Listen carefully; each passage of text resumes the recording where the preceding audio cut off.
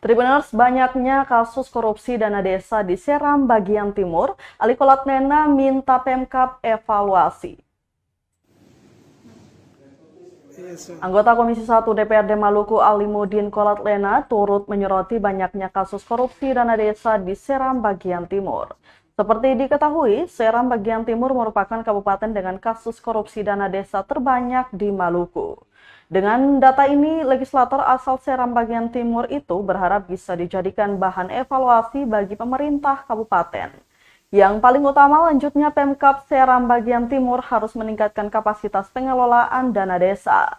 Pasalnya menurutnya kelemahan amat besar berkaitan dengan pemahaman pengelolaan dana desa dan alokasi dana desa. Alimuddin menambahkan tentu terdapat banyak kendala tentang pengelolaan DD dirasakan aparatur desa. Olehnya itu langkah terukur mencegah harus dilakukan. Diberitakan sebelumnya selama tahun 2021 hingga 2022, Kabupaten SBT menyumbang kasus korupsi DD atau ADD paling banyak. Terhitung ada 3 kasus di 2021 dan 6 lain tahun 2022 yang terekam di Kejari SBT maupun cabang Gorom. Data dari Kejaksaan Tinggi Maluku menyampaikan bahwa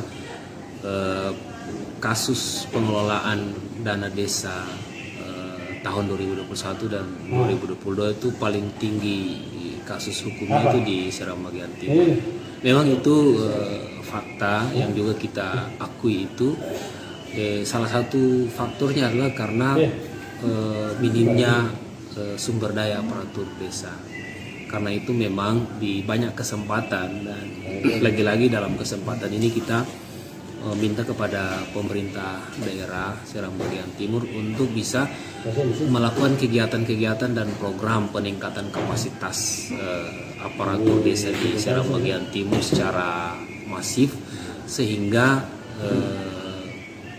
kepala-kepala desa kita atau aparatur desa kita itu ke depan tidak lagi tersangkut kasus korupsi dana desa akibat dari minimnya sumber daya aparatur desa, ketidakmampuan sumber daya aparatur desa dalam mengelola dana desa dan alokasi dana desa di Seram bagian timur. Terima kasih sudah nonton. Jangan lupa like, subscribe, dan share ya.